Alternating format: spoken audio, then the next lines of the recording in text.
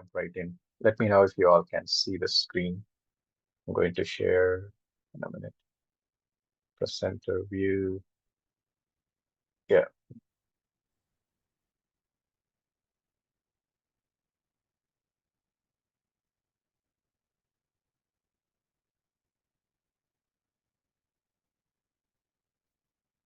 Oh, showing the screen. Yeah, we can see the Yeah. screen. Okay. It should be the other slide, but do yeah. So can start from here. So WordPress recently introduced the HTML API. So I hope all of you are a little bit familiar with WordPress code base. It's PHP and not like a MVC type, and still robust. It powers millions of sites. But when you compare it with like Laravel and Drupal or like any Symfony-based frameworks and other stuff, um, this is a great kind of improvement. Having this set of utilities in the core WordPress itself, so it helps. Let's see what it does and why we can use other existing options, or can we try this one? Let's see. So first, anybody who like to answer or share your experience on, have you ever used parsers? If you use, why? I mean, we are all like, it's like an conference. We are all just discussing. It doesn't have to be a expert answer, and just yeah. So I'll start so that others get hint right. So I have definitely used parsers. Mhm.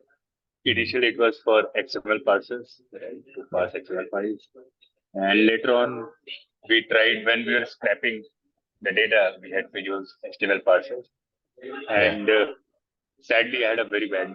I mean, I've never had a good experience with HTML parsers, Oh, right? But uh, yeah, I mean, never a good experience using HTML parsers. Primarily because the HTMLs that are available on web, most of them are malformed. So there are yeah. always some other errors on the HTML. Well, the parsers usually expect Yeah. HTMLs to be perfect. Yeah, anyone else can answer as well. Share their experience. Yeah. If you're like to share.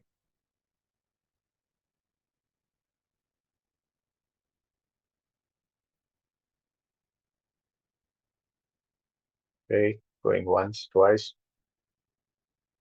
twice. Yeah. So we use parsers to, let's say, process, manipulate, or change the data, or even read the data, HTML data. Um, but like Amit's experience, or even for me as well, I've done a couple of migrations, especially, let's say, Drupal to WordPress or some other CMS to WordPress. Also, sometimes just scraping data. Now we have AI for everything, our LLMs, but back in the day, like even just 5 years ago, we we all had to rely on this type of parsers. That way, you will provide HTML data. It's going to process the data and you can manipulate it. It could be just a simple replacing the text or just extracting a part of it. Uh, if you are from Python world, if you do Python, maybe Beautiful Soup or from JavaScript Puppeteer is more common and commonly used even today. But this is not a replacement. This WordPress HTML parser is not a replacement to all this. This is just one of the two. You can give it a try. So this is just like a small comparison. It's almost the same, but uh, maybe since if you are using WordPress, or maybe you prefer, uh, let's say you want to process the data in a WordPress way, it makes it more easier. Or if you are not a WordPress developer, if you are from PHP world as well, you could use. That's why I have prepared some code samples. All of them will work outside WordPress, so you don't have to be using WordPress for this. You just need the WordPress files, of course, but you can have your, let's say if you want to do some small or quick parsing and you tried a couple of other stuff, it didn't work, you can give it a try as well. So we all can explore and see how it goes. This is pretty new. It was released the last year and it is still in development. Every WordPress release now comes with updates specific to this HTML tag processor. Why we have to try this versus the other one? Usually, when you have the HTML, you could be using Perl or just to file get contents or any other method. You just have the HTML data, HTML content, and then you will be processing. Most of the time, I just do the find and replace thing or the DOM document itself. Sometimes it works, sometimes it doesn't. Like Amit mentioned, it expects the HTML to be perfect because the parsers use high overload. It expects it cannot self-close a tag, right? So it's going to check for the tags where the tag opens, and sometimes the nesting could be wrong. Actually, browsers do the heavy lifting.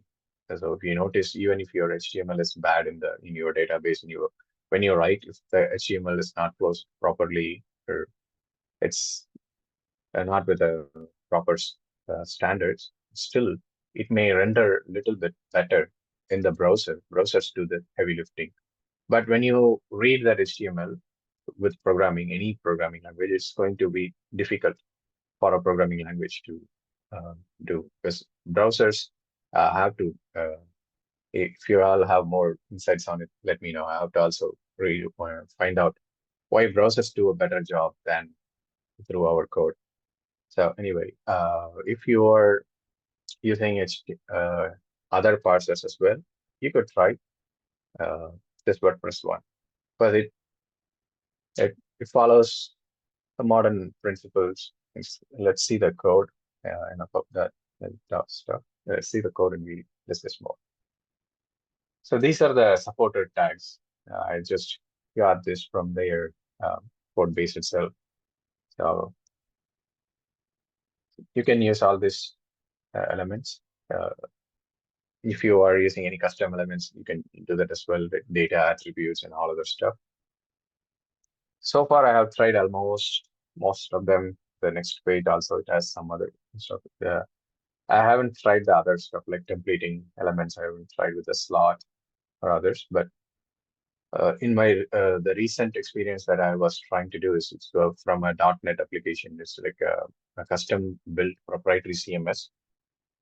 We had to migrate it to WordPress. So initially, I was using something else, but luckily this API got introduced. So I tried it. It was a little bit better than the DOM document. Um, as usual, if the data is not proper, it doesn't have a proper closing tags, or it doesn't have, let's say, the nesting is too many levels and it doesn't go well, it didn't work. So that I had to process in a separate way, but I've used it to extract specific information to convert the data into WordPress blocks. Now WordPress uses blocks. It's fully powered by React, it, but it's also using PHP under the hood. So earlier days, you will be just storing HTML as it is in the database. Now you have to store it as the WordPress markup, and that gets one more tricky stuff. So for that, we tried it and it works. So what are the limitations? We already discussed that it expects it to be nice, and the overhead, like uh, I also tried benchmarking. You can see DOM document runs a little faster uh, because it reads the whole document quicker. But this one is more towards a specific stuff, so it's going to check for all the tags and it's going to uh, match if this works, or if it's not, then it will skip the execution.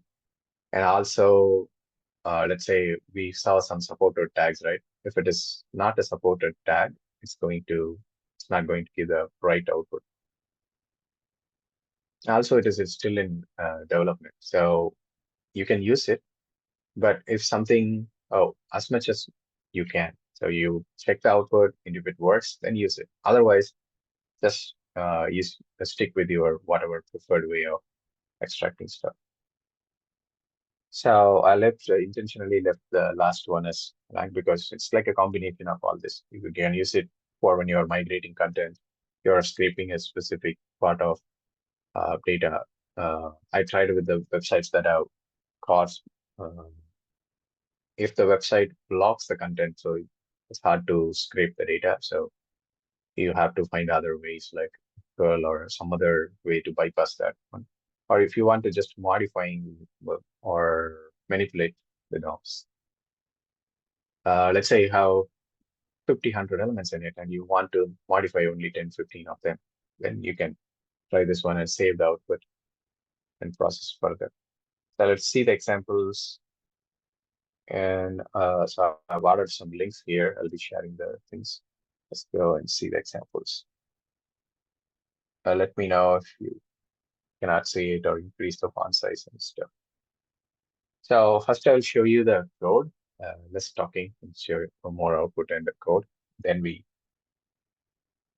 can all discuss. So this is just a Wikipedia page because they are the open, they allow easily you can parse the data or you can view it. So I just added a border around the image. If the image has a thumbnail class, I've just added a border and just rendering it. This is not how you're going to do it in production or anything. This is just a quick idea on how it works. So this is manipulating the data. And also I have at the bottom of the page, I have extracted all the images, anything with the image tags. I think it's like around 50 images. There you can extract all the thumbnails from this. So it could be your utility. I know developers like to automate things. So, and there are tools available, even AI stuff as well, but some of them you have to pay. They are behind a paywall to download images. So with this type of stuff, even if it's on your own site or if you have it in your installation, let's say you have a Drupal site or WordPress site, sometimes you want to just download a specific page and manipulate it and download some images. You can just try this approach. That way you can download, let's say, all the images in a page, all the links, check for broken links. There are so many applications you could try it. And then this is just a simple, I think I messed up with somewhere here, but this is something about checking about accessibility. I just added some dummy data and it's just showing alt tag is missing and stuff. So you could build your own. There are many tools available, but if you are if you have enough time or you could just want to try it out, you could just build your own accessibility checker or anything. It doesn't have to be just accessibility, let's say SEO related stuff. So you could have a checker like this, and WordPress supports CLI functions. So you could, even if you have thousands of records, you can just make it a CLI function, ready to run the command, and you can see the output. And if you are from Laravel, Drupal, and other stuff, you could try that as well, wherever your use cases. Let's see the benchmarks. So when you compare, I'm just trying to run the same Wikipedia page. So far, it kind of depends. I'm just running the micro time based on. So Ramesh will be. It's not the actual benchmark like what he showed. It's just I'm considering just the time to execute. I didn't check how much resource intensive it is, how other parameters as well. You could do more, and comparatively, they are almost the same. If you want, try both, whichever works, you can use it. You can also use a combination of it. For example, you could use this to manipulate only the images. You could use the other one to change certain stuff. Everything works. All we need is a solution, right? And this is the second one. It's the same code, just I used a different page to run the data. Not sure. I think I'm maybe somewhere it is. Let's see what's that line number. Okay, so here, let's see, this is how you can use the data. It could be any HTML. It can be in your database. It can be just a HTML file, or if you have just a JSON, you can convert that as well, whatever you want. But this processor is expecting HTML. So we will load WordPress here. Let me show the folder structure. So this is WordPress. This is WordPress core files. So I am just having a folder inside my WordPress installation itself. And if you want, you could just leave it outside and move to one directory above, or wherever the directory, or even it's up to you. You can even use symlinks and everything. Anything works. Okay, let's go back here. I'm just getting the data from Wikipedia, and you have to initialize the class, pass the HTML, and do the manipulation. It's just that simple. So I'm checking uh, whatever the tag you want to check. You have to pass. I'm matching it based on the class. So I'm checking if it has this class, and I'm setting the attribute. So this applies to all the HTML and all possible attributes. So if it is checkbox, select form elements, any available attribute you can use. Or if you have custom attribute as well, you can try. And then once it is done, you can update the HTML. Now, if you want to just render it, you can, or you can save it to the database. Of course, we are going to check it. You can have a PHP unit test, and Laravel has a good, I think what's the popular, the Spatty company. They have a proper uh, snapshot class. So you could run a snapshot, then you can compare the HTML. Hey, this is my old stuff. This is the cleaned version or the modified version. So you can compare that as well. I didn't include it, just it's a little bit out of the scope, or maybe it's too, it's a little too much. We may not, everyone's use case is different, so I didn't include it. This is all just for an introduction. So you can see here, just initialize the class, add the HTML, and do whatever manipulation you want, or you want to extract, you can assign it and then update it. Store the information, render it. It's like anything. It's up to your requirements. The same thing again. I think I don't have to do it. I could have just used this, but I don't know. Finding errors in my own code. So here, and I'm processing it again, and so I'm just getting the source attribute. Like, so I'm getting the source of the images. So I'm just getting all of it. This is a kind of WordPress thing. Since I'm in the WordPress folders itself, I'm just added it. But if it is not a WordPress site, you don't actually need this. And then you can print it. So this is the example one where we saw um, just the images. And this is you could also use it to check some accessibility or like broken links or anything. So we are processing images here and check if it has alt text, otherwise it's missing. And you can get all the anchor tags, and just, it's not the title attribute. You can check for the text and other stuff as well. Just for sake of examples, it's not the proper way to do it. And also you can check all the heading tags, and if they are, the markup is wrong, you can say as well, like, hey, this is not in the right markup. So this is my dummy data, just entered it, and it says what it is wrong. So for example, if I say H2 and say H1, I'm not sure it's going to do it correct, but let's see. So you could check that as well.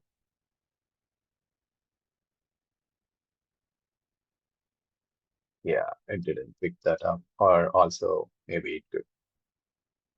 I have to refine this one and to see because H1 could be under, or maybe if I have two H1, that's the time it should do the error. And then in terms of the benchmarks, just I have the, let's go to the top. So I'll go a little bit slower so you all can read the code. So again, the same, I'm just getting the images and adding a class and getting all the paragraphs and removing the style tags if there is anything, and getting a check if the link is an external link, and if it is just setting an attribute or setting the class here. So we are doing the same thing with DOM document as well. The same now how we typically run the things. Just whatever we do, we get the micro time of how it works. I didn't include the server load and other parameters, and other aspects of for this benchmarking. I'm just run all the possible scenarios. This is for one page and this is for another one. And we've seen comparatively, they both are almost the same. It depends on how you want it.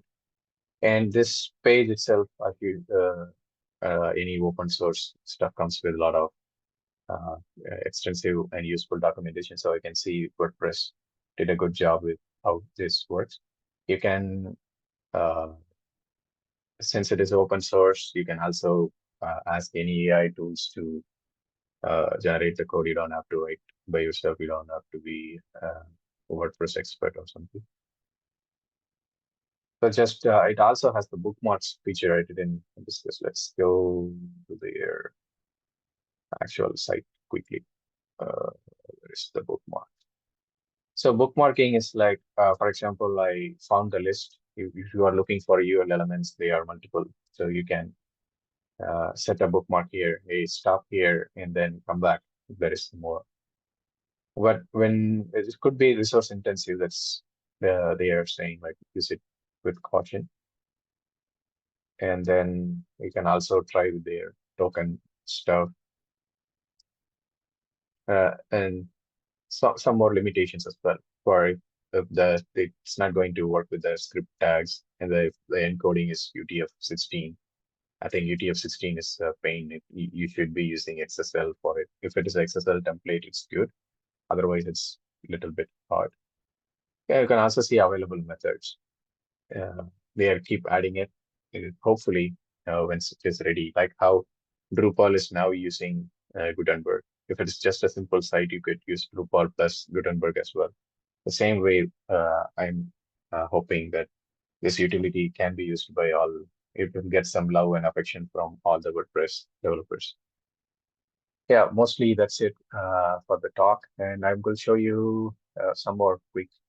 There's old examples, but you can see run the stuff as well. This is from the guy who did WordPress Playground. If anyone is not aware of it, you could try. It runs WordPress on the browser itself, so you can try it. Here he gives some examples on. Added the link, so you can go and ahead and see one by one. It's kind of interesting. What are the stuff that it can do, where it fails, and how it works. Yeah, if you have any Let's do questions, share this comments. link on the chat. Yeah, sure.